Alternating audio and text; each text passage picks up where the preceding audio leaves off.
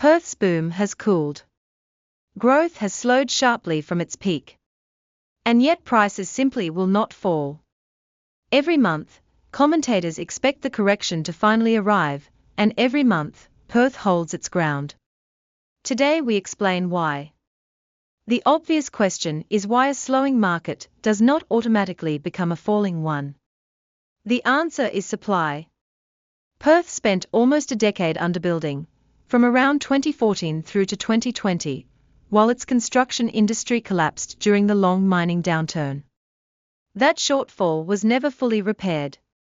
Even now, with demand cooling slightly, there simply are not enough homes on the market to give buyers real negotiating power.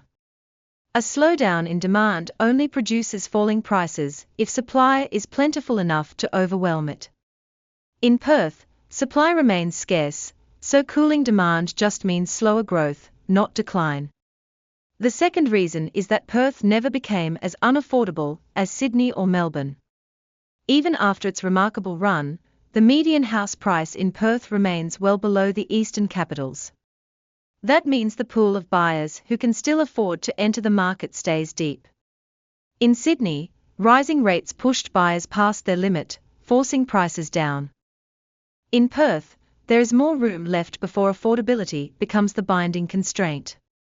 The third reason is the underlying economic base. Western Australia's resources sector, while not booming the way it once did, remains genuinely strong. Iron ore exports continue to fund solid wages and stable employment. Unlike a market propped up purely by speculation, Perth's price floor is supported by real income and real jobs, which makes it far more resistant to a sudden reversal. So what would it actually take for Perth to fall? 3 things, and none of them are currently happening. First, a genuine surge in new construction that finally catches up with years of underbuilding. Second, a serious downturn in iron ore prices that hits Western Australian incomes broadly. Third, a wave of interstate outward migration reversing the population gains of recent years. Watch these 3 indicators closely, because any one of them shifting meaningfully would be the first real signal that Perth's resilience is ending. For now, the honest read is that Perth has entered a plateau phase rather than a downturn. Growth has slowed from its extraordinary highs, but the fundamentals that prevent an actual fall, tight supply, relative affordability, and a solid income base, remain firmly in place. Buyers waiting for a Perth crash to get a bargain may be waiting for something that structurally cannot happen without a much bigger shift in the underlying economy. Perth not falling is not a mystery.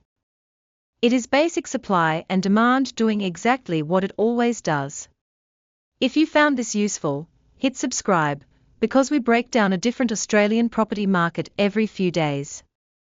See you in the next one.